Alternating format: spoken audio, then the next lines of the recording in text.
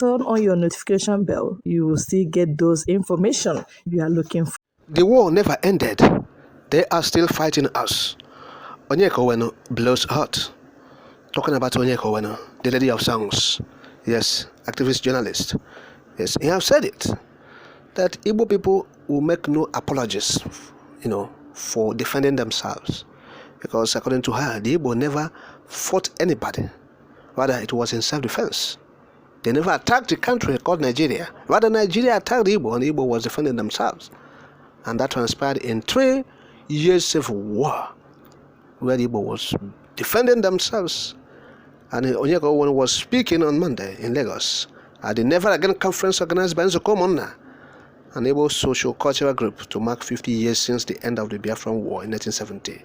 Yes, so Onyeka recalled, very, very, nostalgically, what transpired in the war, because according to her, she was 14 to 16 years old when this thing happened.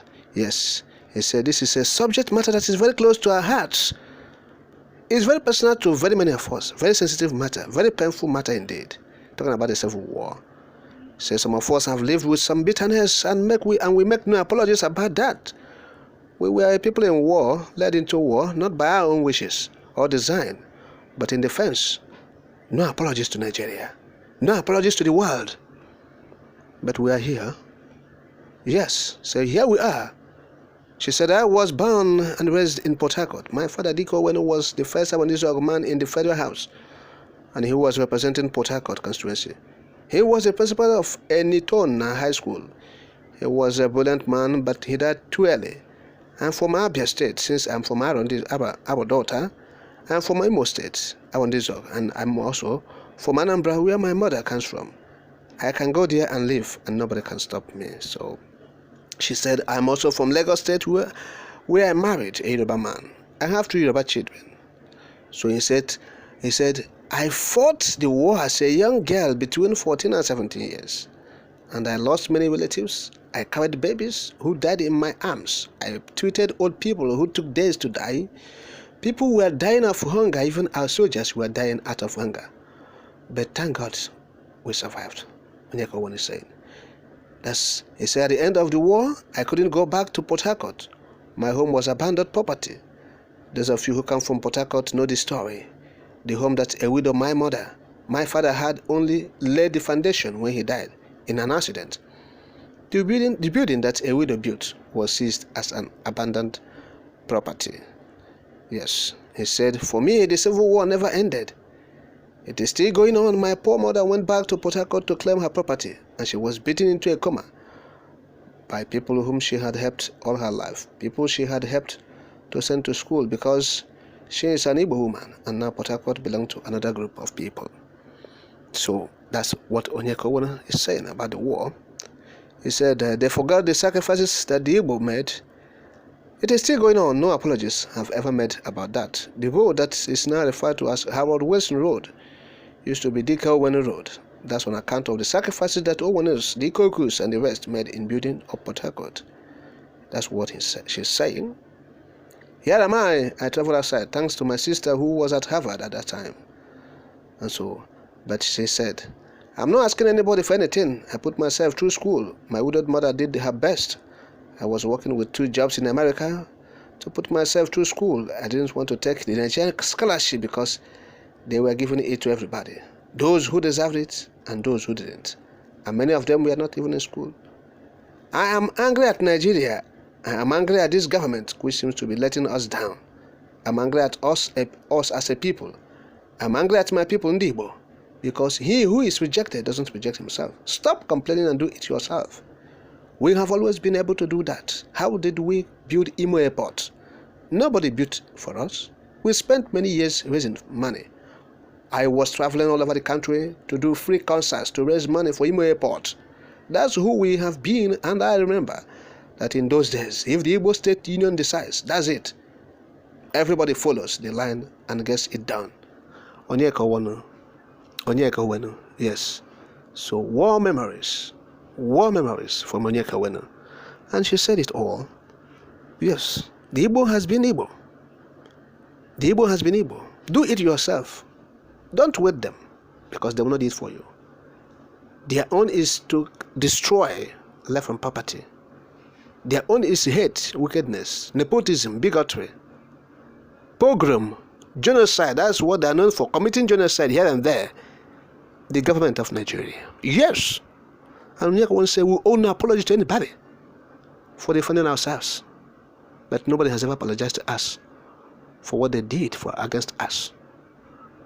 For their coming together with foreign forces to malign, to subjugate, to kill, to wipe away. The intention to wipe away an ethnic group. But to God be the glory. They were unsuccessful. The intention did not work out. Otherwise, it was meant to wipe out the entire Igbo race in that 3 years of war. But God Almighty kept the Igbo. They survived. He said, the Igbo knows how to help themselves. Through the Imo Airport project, the Igbo, supported each other, supported the government. But today, what are we seeing? The governors in the Southeast from 1999 up until this moment have destroyed everything. I must tell you. They will not patronize their own. They will not, present their case. They are cowards. I tell you. None of them have been brave enough, stout, to make case for their own region, for their own, ethnicity. We have said it for the empty time. The Southwest will make case. They will be saying it, hammering on it. June 12. They'll be declaring a public holiday. On this side, you will not see any of them talking about the Biafran war, talking about the remembrance of over 3 million people killed, never seen in the history of Africa.